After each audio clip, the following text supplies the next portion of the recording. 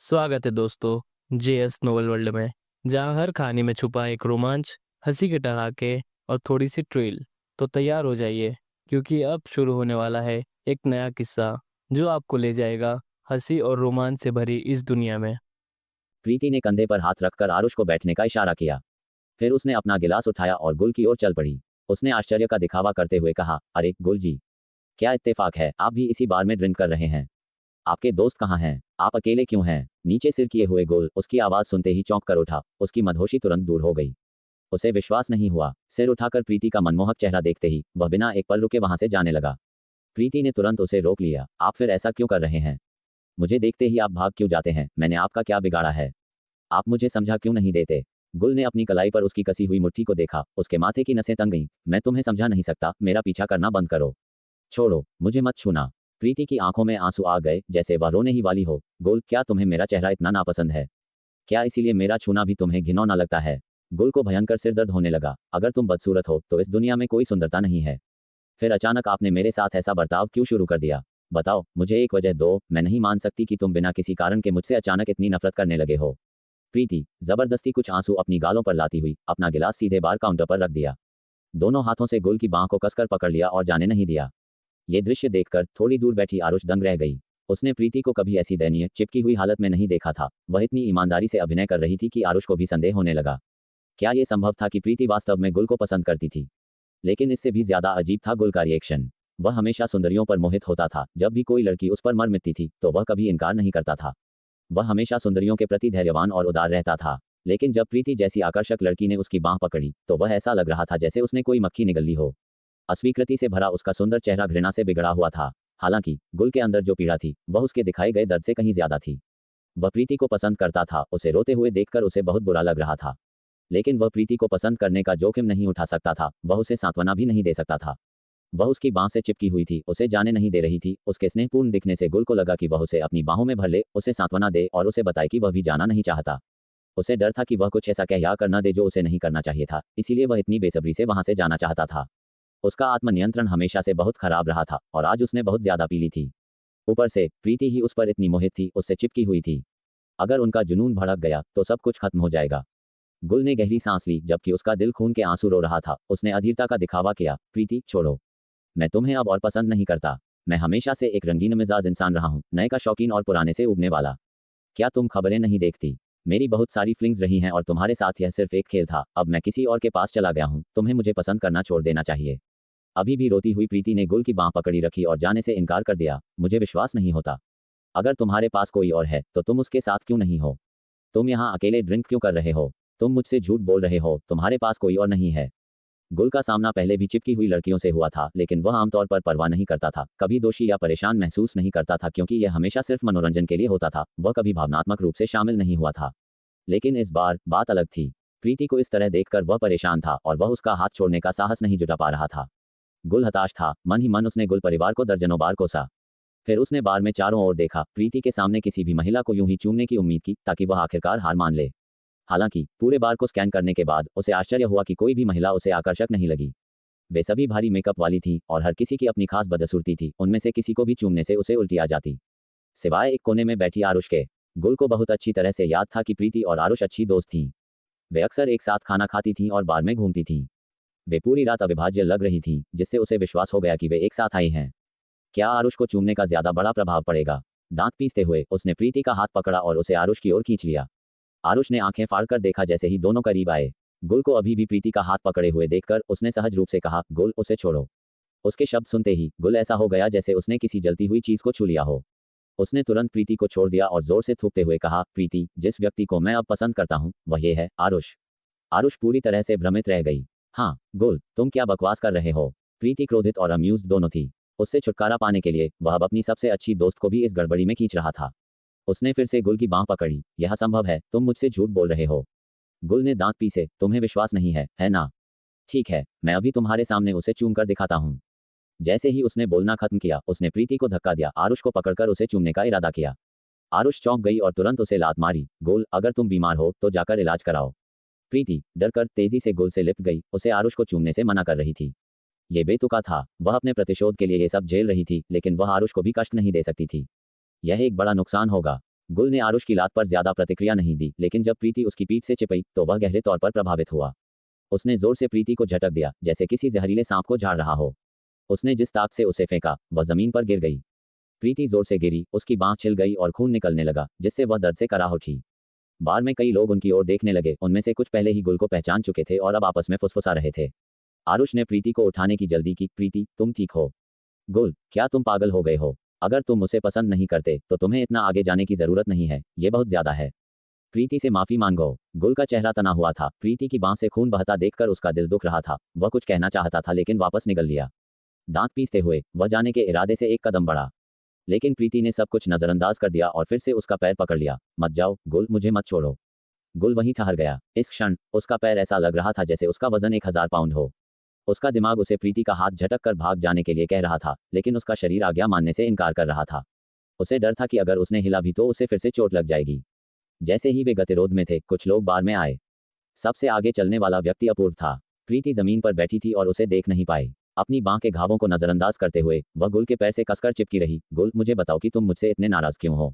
अगर तुम मुझे वजह बता दोगे तो मैं तुम्हें फिर कभी परेशान नहीं करूंगी। गुल ने अभी अभी प्रवेश किए अपूर्व की ओर देखा, फिर प्रीति की ओर, और उसके अंदर उसे अपूर्व की नजरों से दूर रखने की इच्छा जाग उठी। वे दोनों देवपुर शहर के जाने माने रंगीन मिजाज थे और अपूर्व का सुंदर महिलाओं के प्रति लगाव जग जाहिर था। प्रीति को देखकर वह निश्चित रूप से उसे पाने के लिए हर संभव प्रयास करेगा। अगर वह प्रीति को छू नहीं सकता तो अपूर्व, उसके जैसा एक रंगीन मिजाज, तो बिल्कुल भी उसे छूने के बारे में नहीं सोचना चाहिए। दुर्भाग्य से चीजें मनचाहे ढंग से नहीं हुई। अपूर्व सीधे उनकी ओर बढ़ रहा था। जैसे ही उसने प्रीति को देखा वह तुरंत उसे उठाने के लिए झुक गया। प्रीति, तुम जमीन पर क्यों हो? जल्दी उठो। प्रीति को उससे मिलने की उम्मीद नहीं थी। उसने अपूर्व को आखिरी बार देखे हुए पूरे 2 महीने हो चुके थे। हाल ही में वह अनामिका के साथ अपनी सगाई में व्यस्त था, इसलिए कंपनी के कुछ मामले हाथ से फिसल गए थे। नतीजतन प्रीति सिर्फ कुछ मामूली मुद्दों से निपट रही थी, बिना पूर्वी साम्राज्य समूह में उसकी सहायक के रूप में अपनी भूमिका पर लौटे। जब अपूर्व उसे उठाने आया तो वह जमीन पर लेटने का दिखावा जारी नहीं रख सकी, इसलिए उसे उठना पड़ा। उठने में उसका हिलना डुलना स्वाभाविक नहीं था और अपूर्व ने तुरंत उसकी घायल और खून बहती हुई बांह को देखा। उसने थोड़ा माथे पर बल डाला। चोट लगी है? तुरंत किसी को इलाज के लिए बुलाओ। ठीक है अपूर्व जी, बस थोड़ी खरोंच और त्वचा छिल गई है, मैं घर जाकर इसका ध्यान रखूंगी। क्या तुम्हें यकीन है कि तुम ठीक हो? मैं ठीक हूँ, मैं पेशे से डॉक्टर हूँ, मैं इसे नियंत्रित कर सकती हूँ। ठीक है। एक बार जब अपूर्व ने पुष्टि कर ली कि वह ठीक है तो वह थोड़ा उसके सामने खड़ा हो गया, उसे देखने से बचाते हुए। फिर वह गुल की ओर मुड़ा। गुल जी, आप एक लड़की को बार में क्यों धमका रहे हैं? क्या उसने किसी तरह से आपको नाराज किया है? अगर ऐसा है तो मैं उसकी तरफ से माफी मांगूंगा, अगर नहीं तो शायद गुल जी को माफी मांगनी चाहिए। गुल ने अपनी भौहें सिकुड़ी, क्रोध की एक लहर महसूस करते हुए। मुझे कब पता चला कि अपूर्व जी ऐसे वीर नायक बन गए हैं? क्या आप अब महिलाओं की इतनी परवाह करते हैं? उसकी तरफ से माफी मांगना? क्या आप उसकी तरफ से माफी मांगने से पहले जानते हैं कि मैं उसके लिए कौन हूं? अपूर्व ने शांत आवाज में जवाब दिया। गुल के उकसावे से अप्रभावित लग रहा था। आप उसके लिए कौन हैं? मैं उसका। गुल वाक्य पूरा नहीं कर पाया। उसका पूरा व्यवहार तनावपूर्ण हो गया, जिससे बेचैनी दर्द में बदल गई। लानत है, गुल और प्रीति का रिश्ता ऐसा था कि वह उसे जाहिर नहीं कर सकता था। वह काफी देर तक रुका और जब उसने प्रीति को उत्सुकता से अपना जवाब सुनने का इंतजार करते हुए देखा तो उसने उसे नफरत भरी नजर से देखा और फिर अपूर्व की ओर मुड़ा। और तुम ठीक ठीक उसके लिए कौन हो जो उसके मामले में इतना दखल दे रहे हो? मैं उसका दोस्त हूँ, एक बहुत करीबी दोस्त। तो गुल जी, क्या आप अब माफी मांगना चाहेंगे? गुल ने प्रीति की ओर देखा और नाराजगी से कहा, तुम हर किसी से दोस्ती क्यों करती हो? क्या तुम जानते हो कि वह किस तरह का इंसान है? वह मुझसे भी ज्यादा चंचल और व्यभिचारी है। सावधान रहना, कहीं वह तुम्हें अपने फायदे के लिए इस्तेमाल न करे। प्रीति अपनी ही चिंताओं में व्यस्त थी, उसने उसके रवैये पर ज्यादा ध्यान नहीं दिया। उसने बस जवाब दिया, अपूर्व जी बहुत अच्छे इंसान हैं, हम वाकई दोस्त हैं, उन्होंने मेरी बहुत मदद की है और मैं वास्तव में आभारी हूँ। बाकी सबसे अलग, अपूर्व पैसों के मामले में काफी उदार था। उसकी टीम में रहने और योगदान देने पर कभी इनाम नहीं मिलता था। प्रीति के दृष्टिकोण से अपूर्व गुल से कहीं ज्यादा महत्वपूर्ण था, जो वास्तव में एक दुश्मन का बेटा और भविष्य का विरोधी था, न कि दोस्त। अपूर्व के साथ यह अलग था, वह भविष्य में उसके लिए एक मूल्यवान सहयोगी हो सकता था। अपूर्व की ओर मुड़कर उसने समझाया, अपूर्व जी, गुल जी ने मुझे धमकाया नहीं, बस मैं फिसल गई और गिर गई, इसका उनसे कोई लेना देना नहीं है। हालांकि उनके आसपास की भीड़ में से किसी ने जोर से दखल दिया, मैडम, हम सब ने देखा कि गुलजी ने आपको धक्का दिया, आपको उनकी तरफदारी करने की जरूरत नहीं है। डरिए मत, अपूर्व जी आपके लिए यहाँ हैं। आप सही कह रही हैं मैडम, अगर आपको अन्याय महसूस होता है तो अपूर्व जी को बताएं, वह अपनी बहादुरी के लिए जाने जाते हैं। अपूर्व जी, कृपया कुछ करें। लड़की को अभी थोड़ी देर पहले रोने पर मजबूर किया गया था, वह बहुत दयनीय लग रही है। अपूर्व जी, अपूर्व जी, अपूर्व जी। हालांकि दोनों बदनाम रंगीन मिजाज हैं, तुलनात्मक रूप से अपूर्व गुल से ज्यादा भरोसेमंद और परिपक्व है। नतीजतन अधिकांश भीड़ ने अपूर्व का पक्ष लिया। केवल प्रीति परेशान थी, वह नहीं चाहती थी कि अपूर्व और गुल एक दूसरे के खिलाफ खड़े हों, इससे गुल के साथ बातचीत में शामिल होने की उसकी कोशिश में कोई योगदान नहीं मिलेगा। भीड़ असली स्थिति से अनजान केवल यही देख रही थी कि गुल ने उसे धक्का दिया था। यह नहीं जानती थी कि वास्तविकता में वही थी जो उससे चिपकी हुई थी। उसने जल्दी से दखल दिया, नहीं अपूर्व जी, उनकी बात मत सुनिए, ये सिर्फ एक दुर्घटना थी। गुल जी ने जानबूझकर ऐसा नहीं किया। आप जाए और अपने दोस्तों के साथ अपनी ड्रिंक का आनंद लीजिए, मैं गुल जी से बात करना जारी रखूंगी। अपूर्व हिला नहीं। उसने अपने दोस्तों को बार में जाने दिया जबकि वह गुल के करीब आया। गुल उससे डरता नहीं था। आंखें घुमाते हुए कहा, मेरे रास्ते से हटो, तुम मुझे रोक रहे हो। अपूर्व ने धीरे से जवाब दिया, अगर तुम प्रीति से माफी मांगते हो तो मैं हट जाऊंगा। अगर मैं माफी मांगने से इनकार कर दूं तो तुम आज रात नहीं जा पाओगे। अपूर्व, तुम काफी अहंकारी हो। यह मत सोचना कि सिर्फ इसलिए कि तुम अपने साथ ज्यादा लोग लाए हो कि तुम मुझे रोक सकते हो। गुल जी, आपने किसी को गिरा दिया। माफी मांगना ही सही है। क्या आप मुझे बता रहे हैं कि गुल परिवार ने आपको सबसे बुनियादी शिष्टाचार भी नहीं सिखाया? मेरा परिवार मुझे क्या सिखाता है इससे तुम्हें कोई मतलब नहीं होना चाहिए। गुल जितना ज्यादा बोलता गया उतना ही ज्यादा गुस्सा होता गया। हालांकि वह अपूर्व के चेहरे पर तमाचा मारने के लिए प्रीति की पहचान जाहिर नहीं कर सकता था और इसने उसे गहराई से निराश कर दिया। उसने गुस्से में प्रीति को अपूर्व के पीछे से अपनी ओर खींच लिया। वह तैयार नहीं थी और लगभग फिर से जमीन पर गिर गई। आरुष ने तेजी से प्रीति को सहारा दिया, गुस्से में अपना पैर पटकते हुए। गुल, क्या तुम पागल हो गए हो? तुम इतने जोर से क्यों हो रहे हो? तुमने पहले प्रीति को धक्का दिया और मैं तुम्हें पहले ही डांटना चाहती थी। सिर्फ इसलिए कि तुम गुल जी हो, निर्दोष लोगों पर दबाव मत डालो। तुम निर्दोष प्रीति पर अपना गुस्सा दिखाने के बजाय अपूर्व जी के साथ क्यों नहीं लड़ते?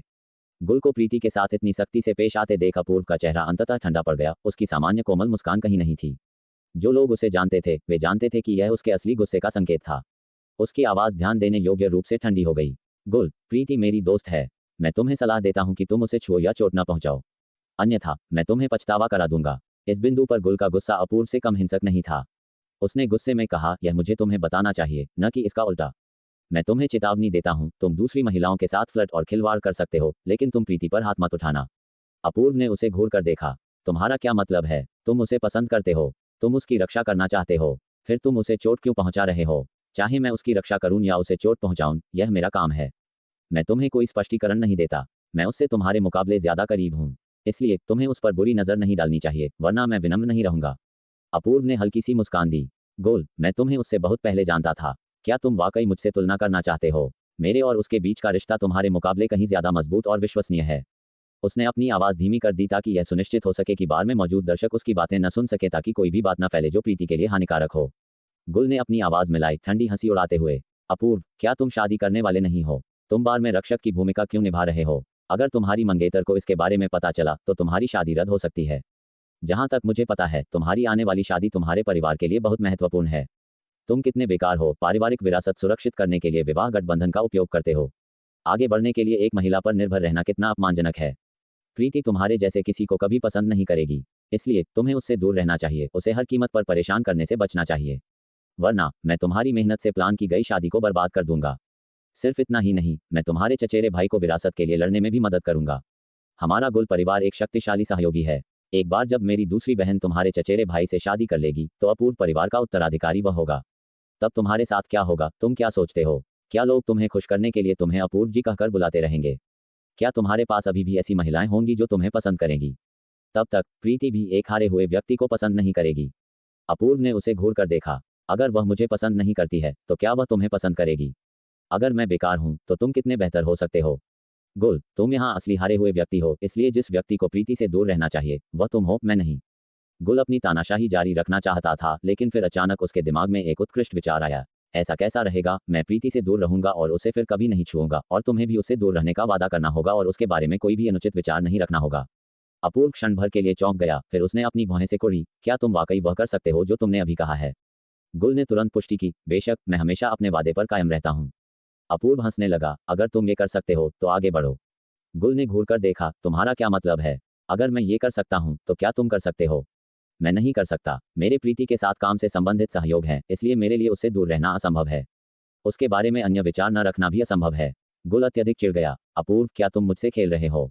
मैं नहीं हूं। तुमने ही कहा था कि तुम ये कर सकते हो, इसमें मेरा क्या लेना देना है? ठीक है, ऐसा लगता है कि तुम वास्तव में प्रीति को पसंद नहीं करते हो, इसलिए अब से उसे धमकाना बंद कर दो। उससे दूर रहो, वह उन दूसरी महिलाओं की तरह नहीं है जिनके साथ तुम रहे हो। अपने मनोरंजन सकल में गड़बड़ी करने के लिए वापस जाओ। गुल ने एक बदसूरत अभिव्यक्ति के साथ अपूर्व को घूर कर देखा। क्या ये स्पष्ट नहीं था? क्या वह पहले से ही नहीं जानता था कि प्रीति उन लोगों से अलग थी? अगर अपूर्व नहीं चाहता था कि वह प्रीति को परेशान करे तो यह निश्चित रूप से इसलिए था क्योंकि वह खुद ऐसा करना चाहता था। बिल्कुल नहीं। मूल रूप से वह प्रीति के तंग करने के बारे में चिंतित था और जाना चाहता था, लेकिन अब वह बिल्कुल भी नहीं जाना चाहता था। उसे यहीं रुकना पड़ा और प्रीति पर नजर रखनी पड़ी ताकि उसे अपूर्व द्वारा फायदा उठाने से रोका जा सके। स्वाभाविक रूप से अपूर्व भी कहीं नहीं जा रहा था। वह शुरू में ड्रिंक के लिए बाहर आया था और चूंकि प्रीति यहाँ थी, उसने उसके साथ रहने के इस दुर्लभ अवसर का आनंद लिया और जाना नहीं चाहता था। उन्होंने अपनी बहस के दौरान अपनी आवाजें धीमी कर ली थीं, साथ ही बार में संगीत भी बज रहा था, इसलिए किसी भी दर्शक को ये स्पष्ट रूप से सुनाई नहीं दिया कि वे क्या कह रहे थे। हालांकि पास में मौजूद प्रीति सब कुछ स्पष्ट रूप से सुन सकती थी। अपूर्व का रवैया समझ में आता था क्योंकि प्रीति जानती थी कि वह उसमें थोड़ा दिलचस्पी रखता था, लेकिन ज्यादा नहीं। उसके लिए ऐसी बातें कहना आम बात थी।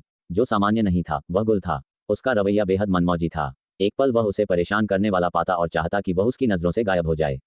अगर वह उसे छू भी लेती तो वह गुस्से में उसे धक्का दे देता। फिर अगले ही पल वह उसके ऊपर अपूर्व से बहस कर रहा होता, यहाँ तक कि उसे धमकाता और अपने चचेरे भाई को पारिवारिक संपत्ति जब्त करने की साजिश में समर्थन देने की कसम खाता। ये सब ऐसा लग रहा था जैसे वह उसकी जान की रक्षा कर रहा हो। गुल इतना विरोधाभासी क्यों था? वह क्या समझता था? प्रीति के मन में बहुत सारे विचार थे, लेकिन गुल से पूछताछ करने का ये सही समय नहीं था। वह अभी के लिए आरुष के साथ बैठ सकती थी, बेमन से खा रही थी और कभी कभी गुल को देख रही थी। गुल और अपूर्व भी उनके पास बैठ गए थे। उन्होंने जल्दी ही महसूस किया कि प्रीति कभी कभार गुल को देखती थी। गुल ने गर्व से अपूर्व को देखा। उसकी तुम में बिल्कुल दिलचस्पी नहीं है, तुम जल्दी से क्यों नहीं चले जाते? अपूर्व को अंदर से असहज महसूस हुआ, लेकिन एक कोमल मुस्कान उसके सुंदर चेहरे पर बनी रही। तो क्या गुलजी यह सुझाव दे रहे हैं कि उसकी तुम में दिलचस्पी है? क्या ये स्पष्ट नहीं है? अगर उसकी तुम में दिलचस्पी है तो ऐसा क्यों नहीं लगता कि तुम्हारा उसे डेट करने का कोई इरादा है? गुल बोल नहीं पाया। गुलजी अपने रिश्तों को लेकर पहले इतने सतर्क नहीं थे, है ना? मुझे याद है कि तुम जिस भी लड़की को पसंद करते थे उसका बेसब्री से पीछा करते थे और बिना किसी समय के उसके साथ सो जाते थे, इससे पहले कि अगले पर चले जाओ। तुम बकवास कर रहे हो, मैंने कभी ऐसा नहीं किया। नहीं, तो प्रीति के साथ तुम्हारी क्या योजनाएं हैं? क्या तुम उसे औपचारिक रूप से पटाने की योजना बना रहे हो? मुझे संदेह है। मैं उसके साथ कैसा व्यवहार करता हूँ इससे तुम्हें क्या लेना देना है? मुझे तुमसे ये सवाल पूछना चाहिए, तुम प्रीति के साथ कैसा व्यवहार करने का इरादा रखते हो? क्या तुमने पहले ही अनामिका से शादी करने का इंतजाम नहीं कर लिया है? तुम शादी करने वाले हो और फिर भी तुम दूसरों के साथ खेलना चाहते हो। प्रीति कड़वाहट से मुस्कुराई। मैं तुम्हें एक बार फिर चेतावनी दे रहा हूँ अपूर्व, मुझे परवाह नहीं है कि तुम और किसके साथ उलझ रहे हो, लेकिन प्रीति मेरे लिए वर्जित है। अगर तुमने उसे छूने की हिम्मत भी की तो मैं तुम्हें कभी नहीं छोड़ूंगा। गुल गुस्से में बोलता रहा। आखिरकार प्रीति को गुल परिवार की बेटी माना जाता था। वे अपूर्व जैसे रंगीन मिजाज को कैसे उसे अपनी मर्जी से लेने दे सकते थे? अगर यह बात बाहर निकली तो गुल परिवार की बदनामी होगी। बेशक गुल के अपने निजी कारण थे। अब उसके मन में प्रीति के लिए बहुत जटिल भावनाएं थीं, ऐसी भावनाएं जिन्हें वह खुद भी नहीं समझा सकता था। लेकिन एक बात बिल्कुल स्पष्ट थी, वह नहीं चाहता था कि कोई और पुरुष उसे छुए। प्रीति एक तरफ बैठी उन दोनों को फिर से लड़ते देख रही थी और लाचार होकर आह भरी। आरुष ने भी ये देखा। वह प्रीति की ओर झुकी और फुसफुसा कर बोली, प्रीति, ये दोनों तुम्हें बहुत पसंद करते लग रहे हैं। ऐसा लगता है जैसे वे लड़ने ही वाले हैं। तुम सच में बहुत आकर्षक हो। प्रीति कोई जवाब न दे सकी। उसने उसे देखा और धीरे से कहा, तुम्हारी कैसी नजर है? इनमें से कोई भी मुझे पसंद नहीं करता। क्या तुमने अभी सुना नहीं? अपूर्व की शादी होने वाली है। ये कहना मजाक नहीं है कि वह मुझे पसंद करता है। गुल मुझे जमीन पर धकेलने जितना असभ्य था। तुम्हें लगता है कि यह प्यार है? आरुष ने भ्रम में अपने बाल खुजाए। हाँ, ये सच में अजीब है। ऐसा लगता है कि वे तुम्हें पसंद करते हैं, लेकिन ऐसा भी लगता है कि वे नहीं करते। मुझे सच में समझ नहीं आ रहा कि वे इतनी तीव्रता से क्यों लड़ रहे हैं, जैसे कि वे ईर्ष्या के कारण लड़ रहे हों। प्रीति ने हंसते हुए उसके बाल सीधे किए। इसीलिए वे दोनों रंगीन मिजाज के रूप में जाने जाते हैं।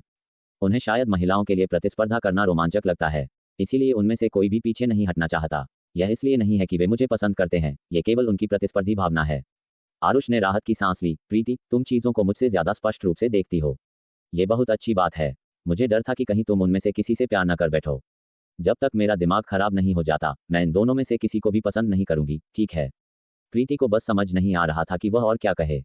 आरुष स्थिति से अनजान थी। अपूर्व की मां ने उसे 2 बार चेतावनी दी थी कि वह उसके बेटे के करीब न रहे। पूर्वी साम्राज्य उसे पसंद नहीं करता था।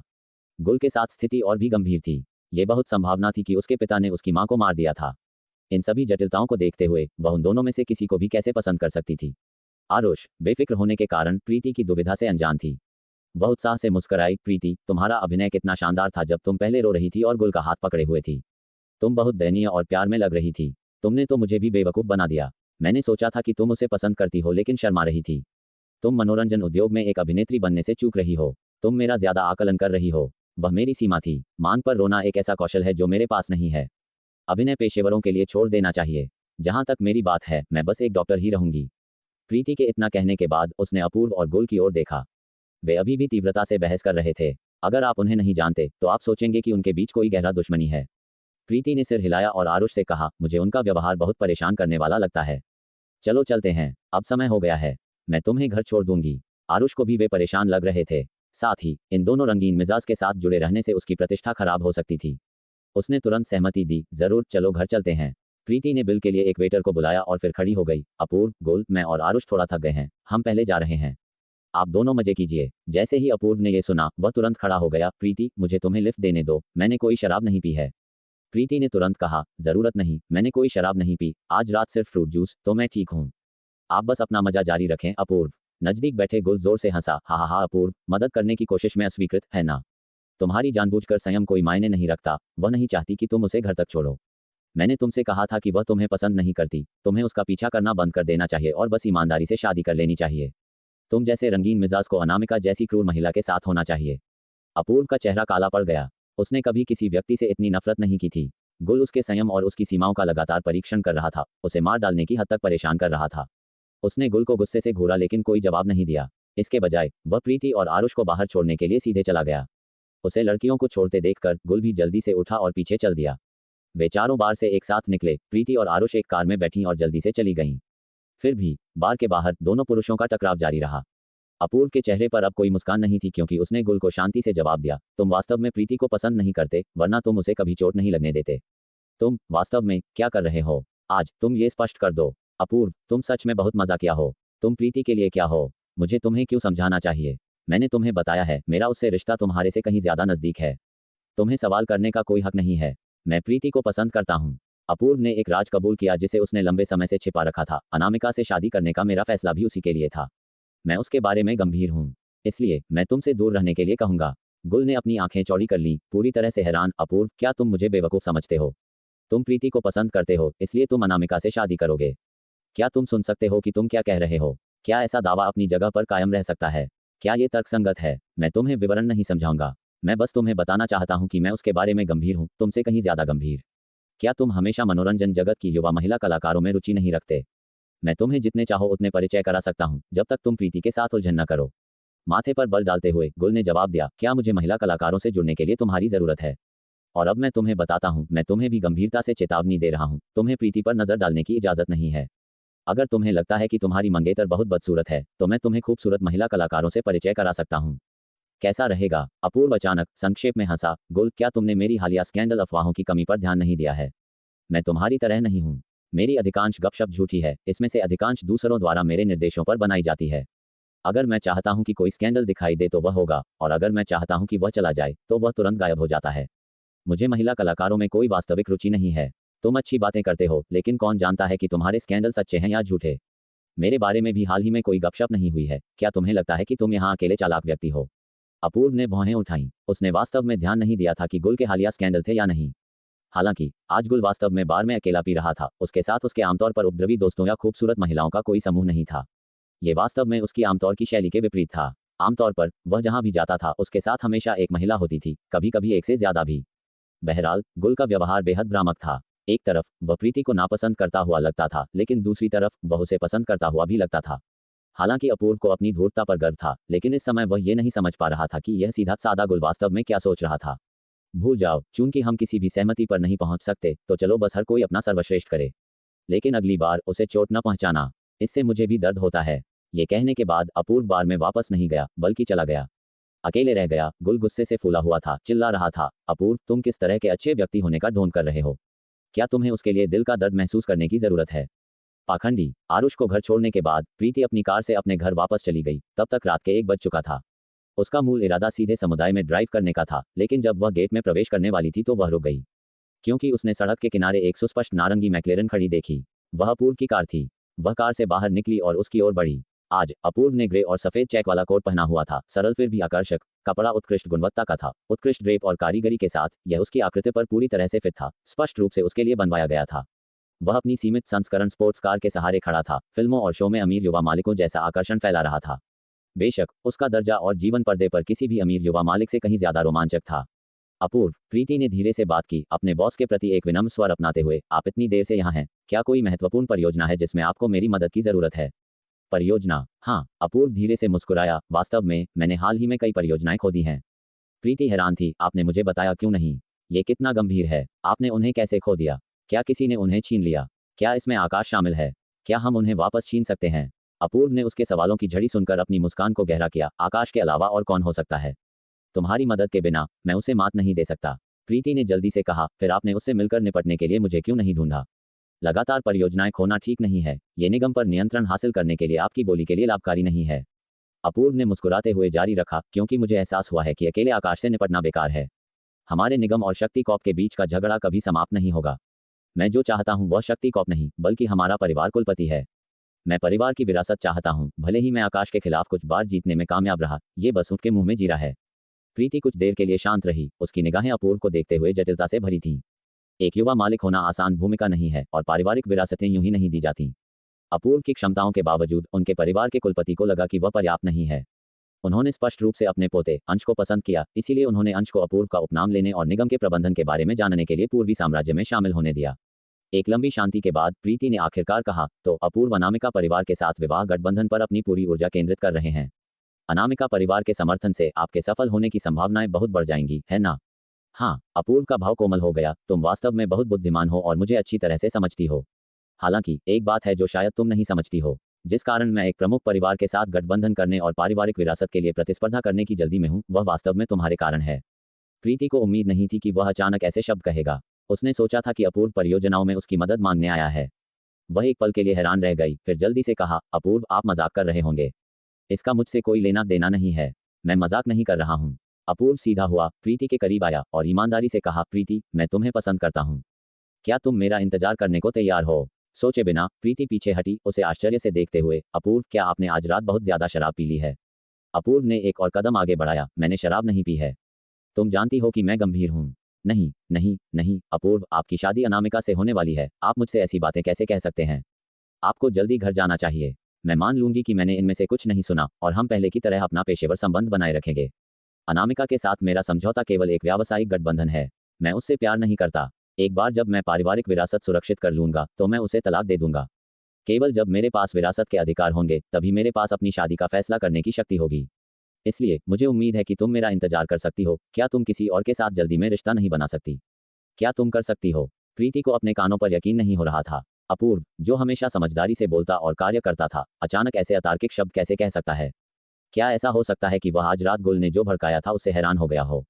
उसे आश्चर्यचकित और यहाँ तक कि हताश देखकर अपूर्व धीरे से हंसा। हैरान हो, है ना? ईमानदारी से कहूं तो मैं लंबे समय से तुम्हारे प्रति अपनी भावनाओं को कबूल करना चाहता था, लेकिन मैं तुम्हें डराने से डरता था, इसलिए मैं रुका रहा। लेकिन मैं आज रात और ज्यादा नहीं रुक सकता, क्योंकि मुझे डर है कि अगर मैंने ऐसा किया तो कोई और तुम्हें मुझसे दूर ले जाएगा।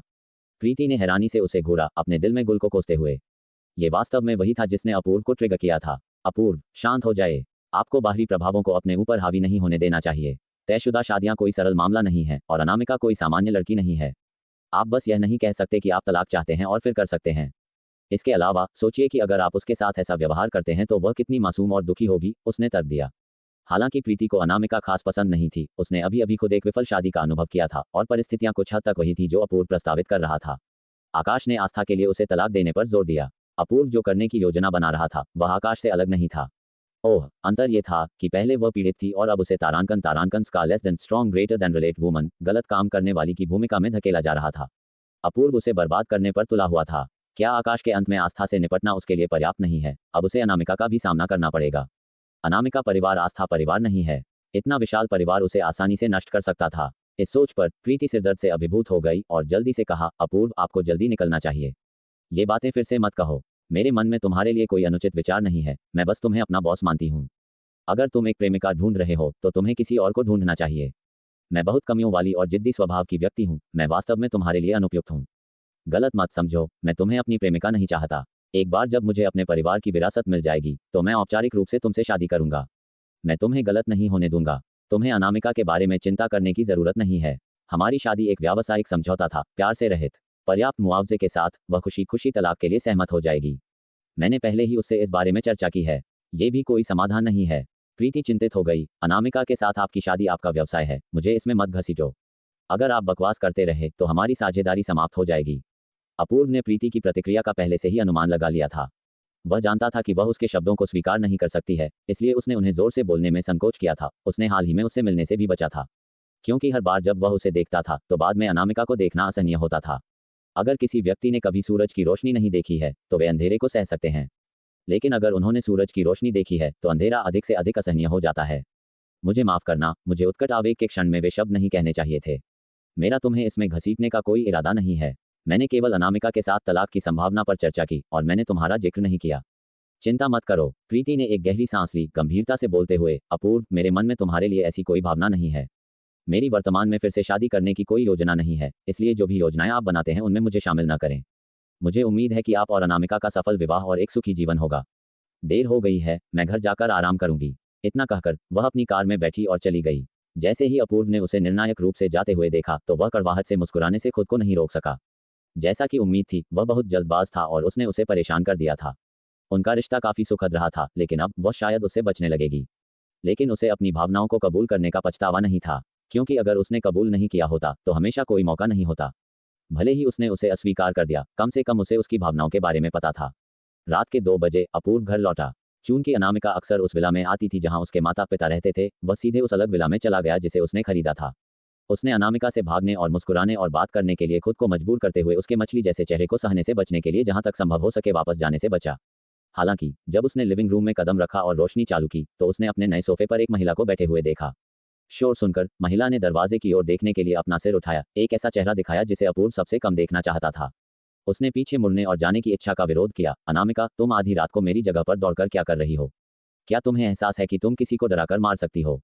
अनामिका खड़ी हुई, शांति से बोलते हुए, हमारी सगाई की तारीख पहले ही तय हो चुकी है, क्या हमें अब एक साथ नहीं रहना चाहिए? और मैं आधी रात को यहाँ नहीं आई, मैं बस तुम्हारे लिए तब तक इंतजार करती रही। अपूर्व ने उसके चेहरे को न देखने की कोशिश की। उसने अपने जूते बदले, फिर खुद के लिए एक गिलास पानी डाला। अगर तुम आना चाहती हो तो तुम्हें मुझे पहले से बताना चाहिए। मुझसे इतने नाराज होकर बात मत करो क्योंकि तुम्हें बिना किसी चेतावनी के मेरे घर पर अकेले इंतजार करना पड़ा। साथ ही मैं जानना चाहता हूँ तुम्हें मेरी चाबी कहाँ से मिली और तुम्हें मेरा पता कैसे चला। बेशक ये तुम्हारी माँ थी जिन्होंने मुझे चाबी दी और पता बताया। अनामिका अपूर्व के किनारे पर चली गई। उसके उसे देखने से भी इनकार करने पर ध्यान देते हुए वह गुस्से से भड़क उठी। मैं जानती हूँ कि तुम खूबसूरत महिलाओं को पसंद करते हो, लेकिन वे सुंदर चेहरे वाले गुलदस्ते तुम्हारी किसी भी चीज में मदद नहीं कर सकते हैं। तुम बेहतर होगा कि स्पष्ट रूप से सोचो और मुझे पर्याप्त सम्मान दो, वरना हमारा गठबंधन व्यर्थ हो जाएगा। अपूर्व थोड़ा झुका, आखिरकार उसे देखते हुए, तुम किस तरह का सम्मान चाहती हो? क्या मैंने अभी तक तुम्हारा पर्याप्त सम्मान नहीं किया है? तुम्हें मुझे धमकाने के लिए हमारे गठबंधन का उपयोग करते रहने की जरूरत नहीं है। गठबंधन आपसी लाभ वाला है, इससे सिर्फ मुझे ही फायदा नहीं होता है। क्या तुम भी अनामिका परिवार में मजबूत होना और पूर्वी साम्राज्य में शादी करके पर्याप्त प्रभाव जताना नहीं चाहती हो? क्या मुझसे शादी करना ही एकमात्र तरीका नहीं है जिससे तुम पर्याप्त अधिकार हासिल कर सकती हो? बेशक गठबंधन आपसी लाभ वाला है, मुझे वास्तव में पूर्वी साम्राज्य के समर्थन की जरूरत है, लेकिन अगर तुम शादी से पहले ही मेरा, तुम्हारी मंगेतर का मजाक उड़ाते हो तो हम किस तरह के समर्थन की बात कर रहे हैं? हर कोई बस मुझ पर हंसेगा। ये कहते हुए अनामिका ने अपना मोबाइल फोन निकाला, एक तस्वीर खोला और उसे अपूर्व को सौंपा। बार में एक लड़की के लिए तुम और गुल के लड़ने की घटना ऑनलाइन पोस्ट की गई है, यहाँ तक कि एक वीडियो भी है। अगर मैं गलत नहीं हूँ तो वह तुम्हारी खूबसूरत सहायक है ना? अपूर्व ने तस्वीर पर केवल एक नजर डाली और फोन अनामिका को लौटा दिया। तुम जानती हो कि मैं किस तरह का व्यक्ति हूँ, है ना? मेरे पास हमेशा बहुत सी महिलाएं रही हैं और मैंने कभी नहीं रोका है। मैंने तुम्हें पहले भी बताया है, हमारी शादी सिर्फ एक व्यावसायिक गठबंधन है। हम केवल सार्वजनिक रूप से एक जोड़ा हैं और निजी जीवन में एक दूसरे से कोई लेना देना नहीं है। हमारी अभी तक शादी भी नहीं हुई है और तुम पहले से ही मेरे जीवन में हस्तक्षेप कर रही हो। अपूर्व, भले ही हम सिर्फ एक जोड़ा होने का नाटक कर रहे हो, तुम्हें कम से कम अपनी भूमिका ठीक से निभानी चाहिए। अगर तुम गुल के साथ अपनी सहायक के लिए झगड़ा कर रहे हो तो मेरी गरिमा कहाँ जाती है, या अनामिका परिवार की गरिमा? अनामिका ने कटाक्ष किया। तुम जिसे पसंद करते हो वह हमेशा प्रीति रही है ना? मैंने बहुत पहले ही ध्यान दिया था कि तुम उसके साथ अलग तरह से व्यवहार करते हो। तुम निश्चित रूप से मुझसे शादी का ढोंग चाहते हो ताकि तुम उसके साथ एक वास्तविक शादी कर सको, है ना? तुम उसे एक मालकिन के रूप में रखना चाहते हो, है ना? अपूर्व अनामिका को पहले बहुत अच्छी तरह से नहीं जानता था। उसने शुरुआत में सोचा था कि वह बदसूरत है, लेकिन उसकी बुद्धिमत्ता, चालाकी और बड़ों को खुश करने की क्षमता को स्वीकार किया क्योंकि वह एक अच्छे नस्ल की अमीर युवा महिला थी। हालांकि करीबी संपर्क के पिछले 2 महीनों में उसे एहसास हुआ कि अनामिका गुप्त रूप से बेहद ईर्ष्यालु थी, खासकर खूबसूरत महिलाओं से। अनामिका ने जिन भी सुंदरियों को देखा, उन्हें दबाने की उसकी प्रवृत्ति थी। वह उन्हें सजावटी फूलदान से बेहतर नहीं मानती थी, जिससे लोगों में यह विचार उत्पन्न होता था कि सुंदरियों में एकमात्र रिडीमिंग गुण उनका रूप ही है। वह खुद को प्रतिभाशाली महिला और विशिष्ट युवती जैसे खिताबों से नवाजती थी और धनी परिवार की सबसे लाडली बहू की छवि पेश करती थी। वह अत्यंत पाखंडी व्यक्ति थी। अब जाकर अपूर्व को एहसास हुआ कि उनके विवाह गठबंधन में उसकी एकमात्र रुचि अपनी स्थिति को ऊपर उठाना और अपनी गढ़ी हुई छवि को हवा देना था। हालांकि अपूर्व के अपने स्वार्थी इरादे थे, वह विवाह गठबंधन के माध्यम से अपने कुछ लक्ष्यों को आगे बढ़ाने की फिराक में था, पर उसने अनामिका की साजिशों को नजरअंदाज कर दिया था। पर किसे पता था, उसने अब उसके निजी जीवन में हस्तक्षेप करना शुरू कर दिया था। अपूर्व ने कहा, मैंने प्रीति को कभी भी उपपत्नी के तौर पर रखने का नहीं सोचा। उसके बारे में इस तरह से बुरा मत बोलो। यह न केवल उसका बल्कि मेरा भी अपमान है। अगर मैंने अपूर्व ने किसी महिला को पसंद किया है तो यह निस्संदेह खुलकर और सबके सामने होगा। उपपत्नी रखना, क्या तुम मुझे उन अक्षम मूर्खों में गिनती हो जिनसे तुम्हारा पहले परिचय रहा है? प्रीति ने उसे सिर्फ इसलिए गलत समझा था कि वह उसे उपपत्नी के रूप में रखना चाहता है और घर लौटने पर अनामिका उसी भावना को दोहरा रही थी। अपूर्व के दिल में गुस्से की लहर उठी, लेकिन उसके चेहरे पर अभी भी सौहार्दपूर्ण मुखौटा था। साथ ही, प्रीति सिर्फ मेरी सहायक है। हमारे रिश्ते में इससे ज्यादा कुछ नहीं है। तुम्हें उसे अनावश्यक रूप से फंसाने की जरूरत नहीं है। आज बार में मैंने केवल इसलिए हस्तक्षेप किया क्योंकि मैंने उसे गुल द्वारा परेशान होते देखा था। मैं अपनी सहायक को चोट लगते हुए खड़ा होकर नहीं देख सकता, है ना? अगर यह बात बाहर निकली तो लोग ये भी सोच सकते हैं कि मैं गुल से डरता हूँ। हालांकि अनामिका को उसके स्पष्टीकरण पर विश्वास नहीं हुआ। सोफे पर अपनी जगह लेते हुए उसका लहजा नरम पड़ गया। तुम्हें ये छिपाने की जरूरत नहीं है कि तुम प्रीति की ओर आकर्षित हो। आखिरकार सुंदरियों के प्रति तुम्हारा शौक तो जगजाहिर है और वह तो असाधारण रूप से सुंदर महिला है। अन्यथा तुम उसे इतनी भारी सैलरी पर अपनी सहायक के रूप में क्यों रखते? उसके सुंदर चेहरे के अलावा उसके पास और क्या है? वह अक्षम है, नियमित रूप से काम से गायब रहती है, फिर भी तुम उसे सालाना 1 करोड़ का वेतन देते हो। लगता है सुंदरता वास्तव में पेट भर सकती है। अपूर्व ने उसे घृणा भरी नजर से देखा, लेकिन जल्दी से उस घृणा को दबा दिया। रूप देखकर, अनामिका, तुम खुद सतीपन की शिकार हो और यहाँ तुम इतनी उथली हो कि किसी व्यक्ति की क्षमताओं का आकलन उसके रूप से कर रही हो। हमेशा खुद को प्रतिभाशाली महिला मानने वाली अनामिका को पहली बार सती कहा गया था। उसे ऐसी टिप्पणियां सुनना पसंद नहीं था। तुम्हारी हिम्मत कैसे हुई मुझे सती कहने की? सती तो तुम हो जिसने प्रीति को सिर्फ उसके रूप के कारण अपनी सहायक के रूप में रखा है। अपूर्व की खूबसूरत कमल जैसी आंखों में उपहास की एक झलक चमकी। तो तुम कह रही हो कि केवल एक बदसूरत लड़की ही सक्षम हो सकती है और एक खूबसूरत लड़की अनिवार्य रूप से एक फूलदान है और उसमें काम करने की क्षमता की कमी है, कि वह केवल अपने रूप का लाभ उठाकर अपना 1 करोड़ का वेतन कमाती है। ये गंभीर कार्यस्थल भेदभाव है। तुम एक लड़की की सारी मेहनत को नकार रही हो। अनामिका को उसकी बातों की परवाह नहीं थी। उसने प्रीति को नीचा दिखाना जारी रखा। वह निश्चित रूप से कड़ी मेहनत करती है, अपनी सुंदरता को बनाए रखने के लिए कड़ी मेहनत करती है ताकि तुम्हारा दिल जीत सके। इस तरह उसके पास पैसा होगा। अपूर्व, मैं तुम्हें सलाह दूंगी कि तुम इतनी निम्न स्तर की महिला पर अपनी भावनाएं बर्बाद करना बंद कर दो। हम परिवार की स्थिति और पृष्ठभूमि में सच्चे मेल हैं। मैं कुछ करोड़ के लिए कभी भी अपने शरीर और आत्मा से समझौता नहीं करूंगी। अपूर्व ने उसे जितना सुना उतना ही उससे घृणा की। शुरुआत में वह खुद को एक सौम्य और परिष्कृत महिला के रूप में पेश करने में कामयाब रही, लेकिन जैसे जैसे वह उसे बेहतर तरीके से जानने लगा उसने अपने असली रंग दिखाने शुरू कर दिए, जिसमें आम लोगों के प्रति गहरी अवमानना थी।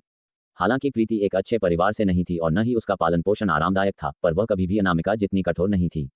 प्रीति हमेशा लगन से काम करती थी, यहाँ तक कि अथक रूप से भी। उसने कभी भी अपने शरीर से समझौता नहीं किया है और न ही अपनी आत्मा बेची है, और मैंने उसे कभी भी निम्न वर्ग का नहीं माना है। इसके विपरीत तुम्हारा ऐसी बातें कहना तुम्हारी अपूर्णता को उजागर करता है। प्रीति की क्षमताएं तुम्हारी वाइल्डेस्ट इमेजिनेशन से परे हैं। मैं उसे जो सालाना 1 करोड़ का वेतन देता हूँ वह पहले ही सस्ता सौदा है। उसकी सुंदरता उसकी सभी क्षमताओं में सबसे कम उल्लेख योग्य है। ये सुनकर अनामिका और अधिक असहज हो गई। तो वह तुम्हारी नजरों में एकदम सही है ना? तुम वास्तव में उसकी तरफ पक्षपाती हो। बकवास करना शुरू कर दिया। हालांकि अफसोस उसके पास सामाजिक स्तर नहीं है जो किसी भी तरह से तुम्हारी मदद कर सके। तुम्हें अभी भी मेरे जैसी एक प्रमुख परिवार की अमीर लड़की से शादी करनी पड़ेगी। अपूर्व उसकी व्यंग्यात्मक टिप्पणियों से तंग आ चुका था। उसने उदासीनता से जवाब दिया, प्रीति कितनी सक्षम है ये तुम्हें एक दिन पता चल जाएगा। हमने पहले ही अपने विवाह गठबंधन पर चर्चा कर ली है। इस बीच अपना अपना जीवन जियो, जरूरत पड़ने पर एक दूसरे की मदद करो, बस यही है। अगली बार मुझे उम्मीद है कि तुम बिना अनुमति के मेरे निजी मामलों की जांच नहीं करोगी।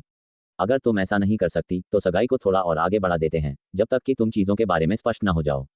हम या तो बाद में सगाई पर विचार कर सकते हैं या इस विवाह गठबंधन को पूरी तरह से छोड़ सकते हैं। तुम मेरा एकमात्र विकल्प नहीं हो और तुम अब जा सकती हो।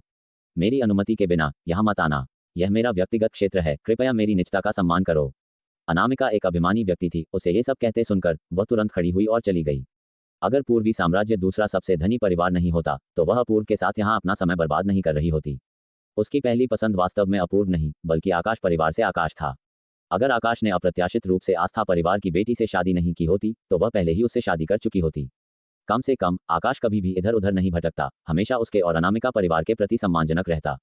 वह बस यह नहीं समझ पाती कि वे पुरुष दिमागहीन जानवरों की तरह क्यों हैं, जो किसी भी चीज से ज्यादा सुंदरता को महत्व देते हैं। जब कोई पुरुष पत्नी बनाता है तो वह उसके परिवार की शक्ति से शादी करता है। क्या वह आकाश और अपूर्व जैसे पुरुषों की पत्नी बनने के लिए सबसे अच्छी उम्मीदवार नहीं है? नाराजगी में जाते हुए अपूर्व हालांकि उतना लापरवाह महसूस नहीं कर रहा था जितना वह दिख रहा था। दरअसल अनामिका परिवार उसका सबसे अच्छा विकल्प है। हालांकि अन्य परिवार संभावित गठबंधन हो सकते हैं, केवल अनामिका परिवार के संसाधन ही सबसे महत्वपूर्ण हैं। राजनीति में उनके महत्वपूर्ण प्रभाव को देखते हुए उनके परिवार के कई सदस्य उच्च पदों और काफी शक्ति पर काबिज हैं। अंश के गुल परिवार में शादी करने की संभावना है। अगर वह अंश से आगे निकलना चाहता है तो उसका एकमात्र विकल्प अनामिका परिवार है। और दुर्भाग्य से अनामिका परिवार की इस पीढ़ी में केवल अनामिका ही एकमात्र उत्तराधिकारी है। अगली सुबह हमेशा की तरह प्रीति ने पहले अपनी दादी डॉक्टर शकुंतला को क्लिनिक पर छोड़ा, फिर संगम अस्पताल के लिए गाड़ी चलाई। हाल ही में अस्पताल फल फूल रहा है, रोगियों की संख्या बढ़ रही है और ख्याति बढ़ रही है। इसने जल्दी ही कुख्यात आस्था अस्पताल की जगह ले ली है, जो देवपुर शहर में सबसे लोकप्रिय निजी अस्पताल बन गया है। प्रीति ने अपनी आय का अधिकांश हिस्सा अस्पताल में निवेश किया था, नवीनतम चिकित्सा उपकरण खरीदे, बेहतरीन विशेषज्ञों को काम पर रखा, रोगियों के लिए सर्वोत्तम संभव स्थितियां बनाई। हर बार जब वह अस्पताल आती थी तो हर उस विभाग को देखती थी जिसे उसने विकसित किया था। प्रीति को उपलब्धि की एक महान भावना महसूस होती थी।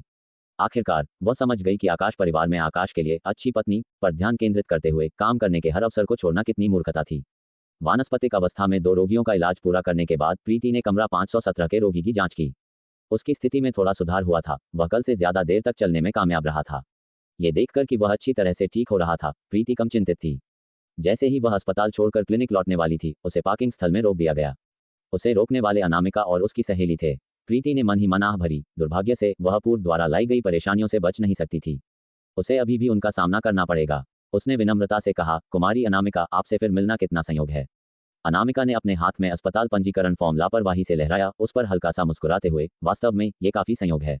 मेरे पेट में ठीक महसूस नहीं हो रहा था, इसलिए मैं डॉक्टर को दिखाने आई। मुझे कुमारी प्रीति से मिलने की उम्मीद नहीं थी। क्या मैं पूछ सकती हूँ कि आप किस बीमारी के कारण यहाँ आए हैं?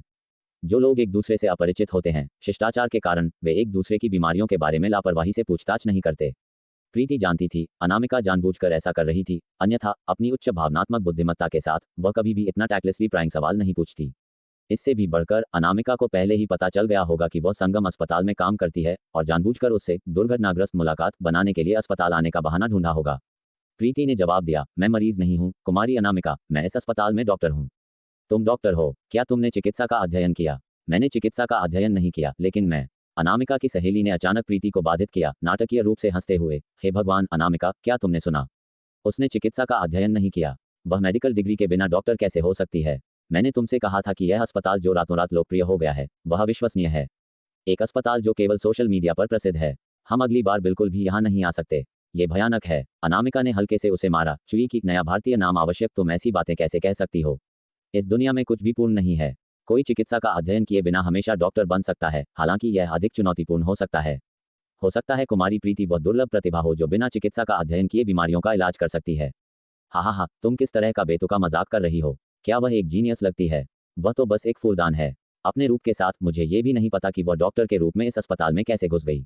अनामिका ने तुरंत प्रीति से माफी मांगी। कुमारी प्रीति, गुस्सा मत हो। मेरी ये दोस्त बस वास्तव में सीधी है। वह तुम्हें निशाना बनाने की कोशिश नहीं कर रही थी। उसे नजरअंदाज करो और बस बाद में इसके बारे में भूल जाओ।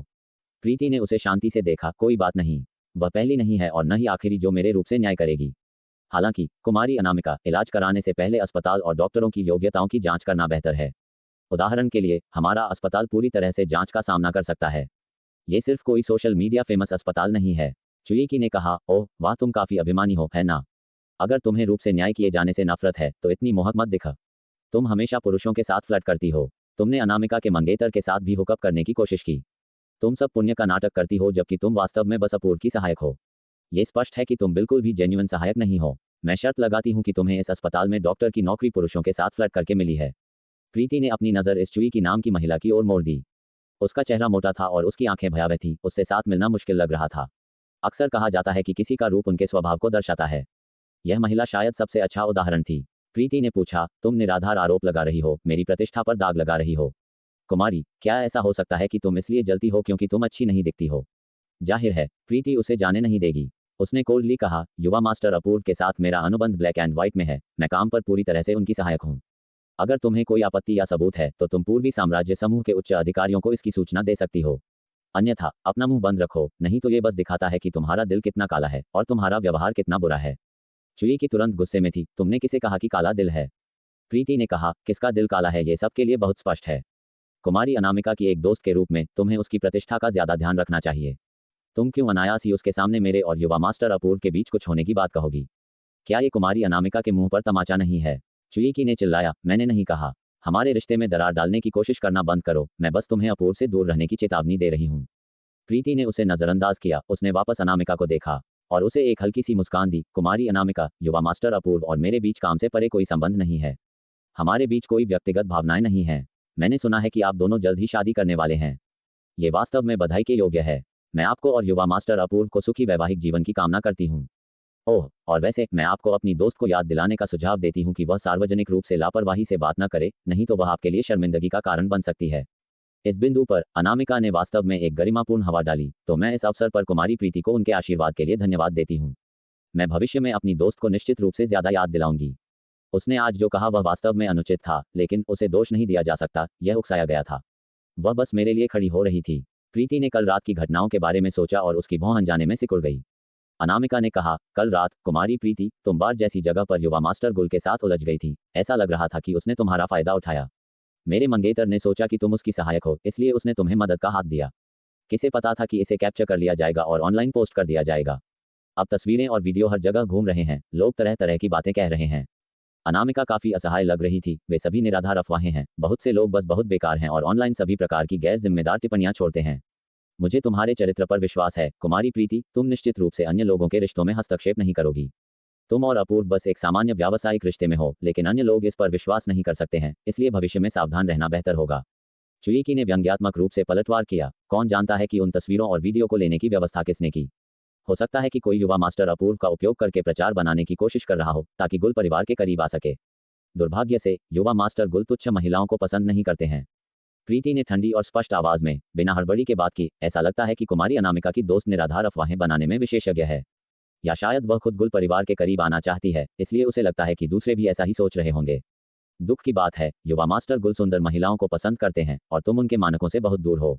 जैसे ही प्रीति ने बोलना समाप्त किया, उसने असभ्यता से दोनों महिलाओं को एक तरफ धकेला, अपनी कार में बैठी और चली गई।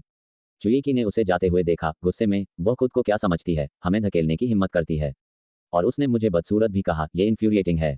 अगर वह भाग नहीं जाती तो मैं उसे जमीन पर फेंक देती और उसे एक अच्छी मार देती। फिर भी अनामिका शांत रही। आवेगी मत बनो। अगर हम उसे मारते हैं तो हम सही नहीं होंगे, और मैं अपूर्व को इसका स्पष्टीकरण नहीं दे पाऊंगी। आखिरकार प्रीति उसकी सहायक है, मैं बहुत कठोर नहीं हो सकती। चुईकी ने अपना पैर जमीन पर पटका। ओह प्लीज अनामिका, तुम अपूर्व की वैध मंगेतर हो, पूर्वी साम्राज्य परिवार की भविष्य की बहू, तुम क्या नहीं कर सकती। तुम हमेशा बहुत कॉशियस रहती हो। तुम्हें क्यों होना चाहिए। वह बस एक छोटी सहायक है, उसे सीधे निकाल क्यों नहीं देती।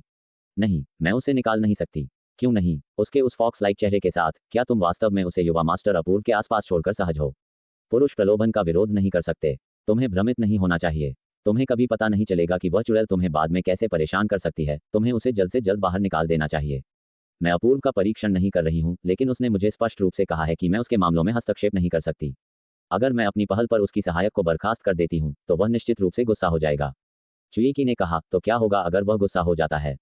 चुईकी बहुत खारिज कर रही थी। भले ही वह गुस्सा हो जाए, क्या वह विवाह गठबंधन तोड़ देगा। क्या वह पूरी देवपुर शहर में तुमसे शादी के लिए बेहतर उपयुक्त महिला ढूंढ सकता है। तुम अनामिका परिवार की इकलौती बेटी हो, उसे तुमसे शादी करने के लिए घुटनों पर भीख मांगनी चाहिए। अनामिका के हौसले बुलंद नहीं थे। अपूर्व, ऐसी उत्पत्ति और स्वभाव का, वह कैसे उससे शादी करने के लिए घुटनों पर भीख मांग सकता है। वह उसे गंभीरता से भी नहीं लेता था, अन्यथा उसने उसे बार में अपने नाइट इन शाइनिंग आर्मर कृत्य से अपमानित नहीं किया होता। उसने अपनी मुठ्ठियां भींच लीं और स्वीकार करने के लिए मजबूर हुई। अपूर्व ने कहा था कि अगर मैंने उसके मामलों में हस्तक्षेप किया तो वह गठबंधन को छोड़ देगा। उसके पास अभी भी अन्य लक्ष्य और विकल्प हैं। जब भी अनामिका को अतीत याद आता, वह दांत पीसकर कहती, उसने जानबूझकर मुझे सबके सामने नीचा दिखाया। वह बस एक साधारण सी सूरत वाली औरत है, फिर भी ये बेवकूफ मर्द उसे मासूम और पाक समझते हैं। असल में वह सबसे ज्यादा शातिर है और हमेशा कुछ न कुछ गलत करती रहती है। उसकी घटिया हरकतें, मैं उनके बारे में बात भी नहीं करना चाहती। चारू, जो स्वाभाविक रूप से अनामिका का पक्ष लेती थी, ने अपनी शिकायतें जोड़ी। सही कहा, गुल ने अपनी शक्ल का फायदा उठाकर सबको धोखा दिया। कॉलेज में वह व्हाइट लॉर्ड्स बनने का नाटक करती थी, लड़कों को अपने पीछे पागल कर देती थी। मुझे लगता है कि वह बस एक मजाक है, खाली दिमाग और उसमें कोई दम नहीं। चारू को गुल जरा भी पसंद नहीं थी। वह खुद ज्यादा आकर्षक नहीं थी, इसलिए वह खूबसूरत औरतों से नफरत करती थी। ये सच है कि गुल सुंदर थी, पर गुप्ता परिवार की बड़ी बेटी होने के कारण उसमें एक सहज अभिमान और साधारण लोगों से एक निश्चित दूरी दिखती थी। चारू अनामिका की चापलूसी करके आगे बढ़ी थी। वह जानती थी कि अनामिका को उसकी तरह एक प्यादे की जरूरत है, इसलिए वह नासमझ बनकर अनामिका के लिए गंदे काम करती थी और इस तरह उनकी दोस्ती इतने साल चली। गुल स्वाभाविक रूप से उसे नीचा देखती थी और उससे बात करने की भी जहमत नहीं उठाती थी। इस बात से चारू हमेशा बहुत अपमानित महसूस करती थी। अनामिका, क्यों ना हम प्लास्टिक सर्जरी करवा लें। कुछ हिचकिचाहट के बाद चारू ने पुराना मुद्दा फिर उठाया। हम अब एक ऐसी दुनिया में रहते हैं जो चेहरे को देखकर फैसला करती है। मैं जानती हूं कि तुम बहुत प्रतिभाशाली और होशियार हो, लेकिन अपनी शक्ल की वजह से तुम्हें बहुत कुछ झेलना पड़ा है। प्लास्टिक सर्जरी का जिक्र आते ही अनामिका का चेहरा तुरंत काला पड़ गया। क्या तुम्हारा मतलब है कि मैं बदसूरत हूँ? चारू डरकर उछल पड़ी और जल्दी से हाथ हिलाए। नहीं नहीं, मेरा मतलब बिल्कुल नहीं था अनामिका। तुम बदसूरत नहीं हो, मैं बदसूरत हूँ। अनामिका का मूड थोड़ा सुधरा। न मैं बदसूरत हूँ न तुम। खुद को नीचा दिखाना बंद करो। हम दोनों काफी अच्छी हैं। चारू को ये बात हजम नहीं हुई। वह जानती थी कि अगर वह सुंदर हो जाती तो अनामिका यकीनन पागल हो जाती। प्लास्टिक सर्जरी के बारे में सोचने के लिए पहला कदम अनामिका को इसके लिए राजी करना था। अनामिका, हम सच में बहुत अच्छी दोस्त हैं, पर जैसा कि तुमने देखा है, एक सुंदर चेहरा आसानी से किसी आदमी का प्यार और सुरक्षा पा सकता है। नहीं तो क्यों प्रीति, जो किसी काम की नहीं है, उसे यंग मास्टर अमित की सहायक के रूप में रखा जाता?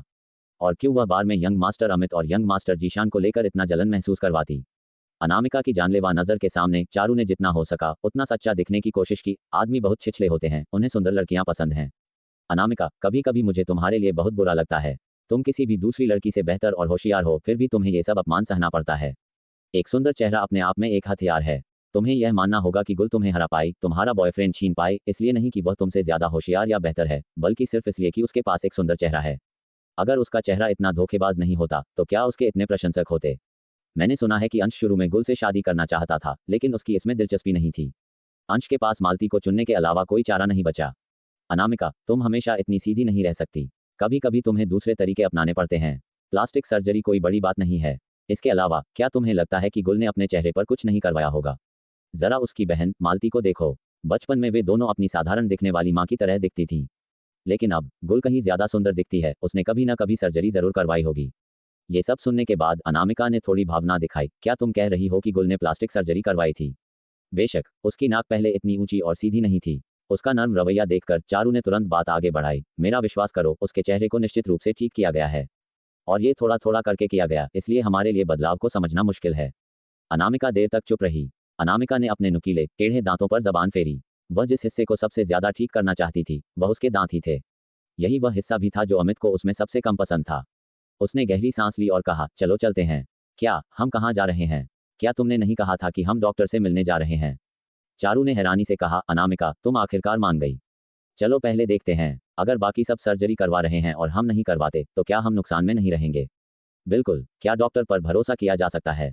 बिल्कुल। वह अस्पताल मेरी एक अभिनेत्री दोस्त अक्सर जाती है। उसने मुझे बताया कि उनके सर्कल में बहुत से लोगों ने इस डॉक्टर से छोटी सर्जरी करवाई है और नतीजे बहुत अच्छे, बहुत स्वाभाविक रहे हैं। तो ठीक है, चलो कार में बैठो और चलकर देखते हैं। प्रीति कार चलाकर क्लिनिक लौटी। अपनी दादी डॉक्टर शकुंतला और चचेरे भाई के साथ लंच के बाद उसने क्लिनिक का काम शुरू कर दिया। वह शाम तक व्यस्त रही, तभी उसने ज्यादातर मरीजों को देखा था। वह उठी और अपने लिए एक कप गुलाब की चाय डाली। जैसे ही वह अगले मरीज को बुलाने वाली थी, उसके दफ्तर का दरवाजा धक्का देकर खोला गया। उसने ऊपर देखा और आश्चर्य से पाया कि आकाश आया था। प्रीति ने थोड़ा माथा सिकोड़ा। क्या अध्यक्ष आकाश परामर्श के लिए आए हैं? मेरा क्लिनिक आपके कद के व्यक्ति के लिए बहुत छोटा है। आपको आस्था अस्पताल जैसे बड़े अस्पतालों में जाना चाहिए। आकाश ठंडा और अलग थलग लग रहा था। उसमें एक ऐसी ठंडक थी जो खिड़की के बाहर नवंबर की हवा से भी ज्यादा सर्द लग रही थी।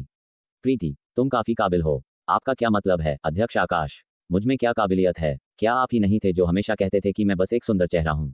आप हमेशा मुझे आस्था से ज्यादा सीखने की सलाह देते थे, लेकिन अब आप कह रहे हैं कि मैं काबिल हूँ। मैं पहले गलत था। आकाश ने उसे ठंडी नजर से देखा। मुझे उम्मीद नहीं थी कि तुम अमित और जीशान दोनों से खेलकर उन दोनों को अपने लिए जेलस करवा सकती हो।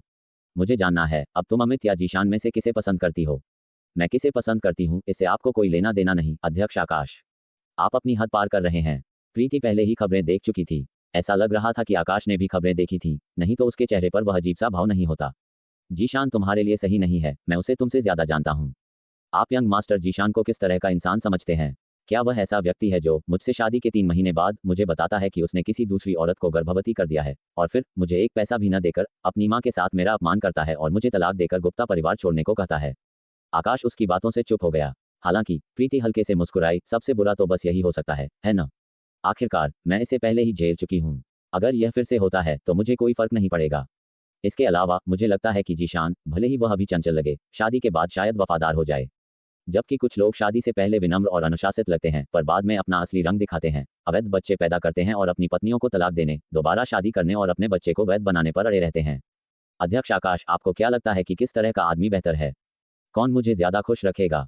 आकाश के बर्फीले चेहरे पर एक दरार पड़ी। उसकी आवाज अनजाने में नर्म हो गई। मैं अतीत में गलत था, लेकिन तुम मेरी गलतियों की तुलना जीशान से नहीं कर सकती। तुम सिर्फ खुद को चोट पहुंचा रही हो। मैं जानती हूं कि मैं क्या कर रही हूं और मुझे आपसे किसी सलाह की जरूरत नहीं है अध्यक्ष आकाश।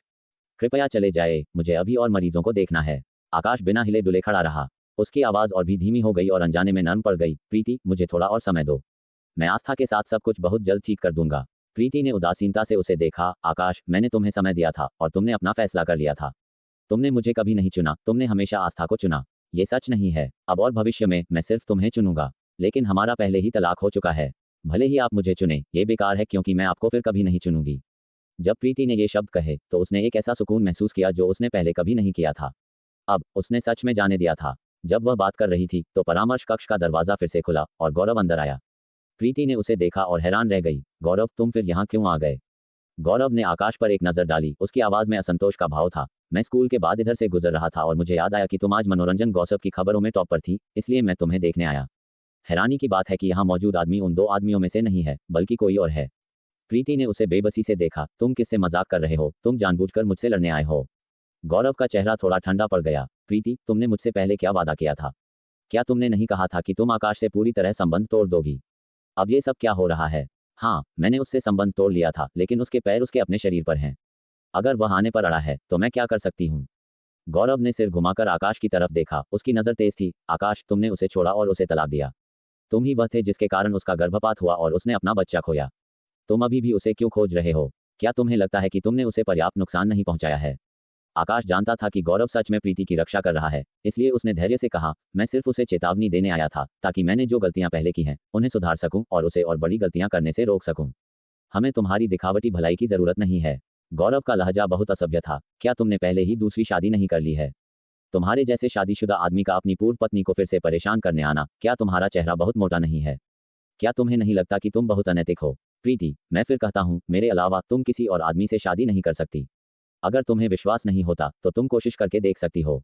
आकाश ने अपनी बात खत्म की और जाने के लिए मुड़ा। गौरव उसके धमकी भरे लहजे से भड़क उठा और उसका पीछा करना चाहता था, लेकिन प्रीति ने तुरंत उसे खींच लिया। गौरव, तुम क्या कर रहे हो? उसकी हिम्मत कैसे हुई तुम्हें धमकाने की? छोड़ो छोड़ो, ये बस उसका स्वभाव है। तुम उसे हरा नहीं सकते। उसने बहुत ट्रेनिंग ली है। पिछली बार जब तुमने उससे लड़ाई की थी तो वह हाथ खींच रहा था। नहीं तो तुम्हें गंभीर चोट लगती। गौरव ने अपनी मुट्ठियां भींच लीं। लेकिन मैं अब वह इंसान नहीं रहा जो पहले था। प्रीति हैरान थी। अलग? तुम्हारा क्या मतलब है? क्या तुम भी ट्रेनिंग ले रहे हो? यह महसूस करते हुए कि उसने राज खोल दिया है, गौरव ने अपना चेहरा बदला और कहा, भले ही मैं उसे हरा ना सकूं तो क्या, मैं फिर भी उससे लड़ूंगा ताकि उसे पता चले कि तुम वह इंसान नहीं हो जिसे वह जब चाहे धमका सकता है। गौरव को इस बात की परवाह नहीं थी कि उसे नुकसान होगा, उसे इस बात की परवाह थी कि आकाश को पता चले कि उसके पास भी कोई है जिस पर वह भरोसा कर सकती है। प्रीति अंदर तक भावुक हो गई और उसने गौरव का सिर थपथपाया। गौरव चिढ़कर उससे दूर हट गया। मुझे छूना बंद करो, मैं अब बच्चा नहीं रहा। अगर तुमने ऐसा करना जारी रखा तो मैं नाराज हो जाऊंगा। उसने अपना सिर थोड़ा झुकाया और गौरव से अपनी ऊंचाई की तुलना की। गौरव, क्या तुम फिर से लंबे हो गए हो? मुझे क्यों लग रहा है कि मैं अब तुमसे भी छोटी हूँ। गौरव ने अपनी ऊंचाई पर ध्यान नहीं दिया था। मुझे नहीं पता। तुम हमेशा बेकार की बातों पर ध्यान देती हो। ये कैसे बेकार हो सकता है? कौन सा माता पिता अपने बच्चे की ग्रोथ पर ध्यान नहीं देगा? प्रमोद को कोई परवाह नहीं है, और वैसे भी तुम मेरी माता पिता नहीं हो। माता पिता बनने की कोशिश करना बंद करो। मैं तुम्हारी बहन हूँ, मुझे आधा माता पिता माना जा सकता है। प्रीति ने नाराजगी से जवाब दिया। प्रमोद को भूल जाओ, ये काफी है कि वह पूरे दिन हमारे लिए समस्याएं पैदा नहीं करता है। वह हाल ही में फिर से परेशानी खड़ी कर रहा है। अगर वह यहाँ आता है तो बस उसे भगा देना, उसे एक अतिरिक्त नजर भी मत देना, समझे? प्रीति का दिल बैठ गया। उसे फिर से क्या परेशानी हो गई है? अभी भी पैसे का मामला है, लेकिन वह शायद ना आए। मैंने उसे मना किया है कि तुम्हारे पास ना आए। मैं तुम्हें ये सिर्फ एहतियात के तौर पर बता रहा हूँ।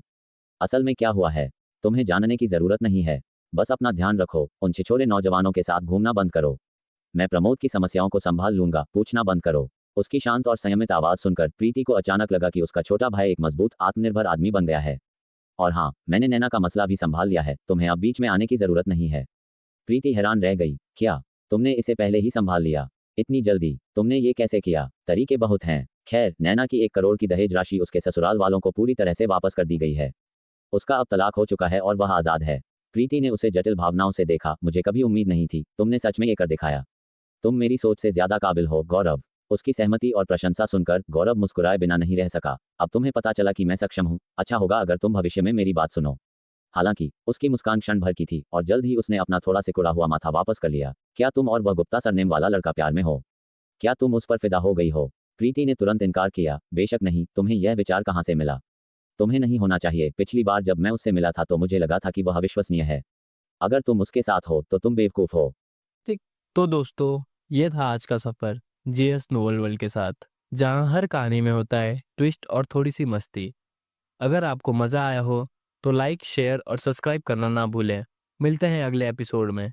तब तक बने रहिए जेएस नोवेल वर्ल्ड के अद्भुत दुनिया के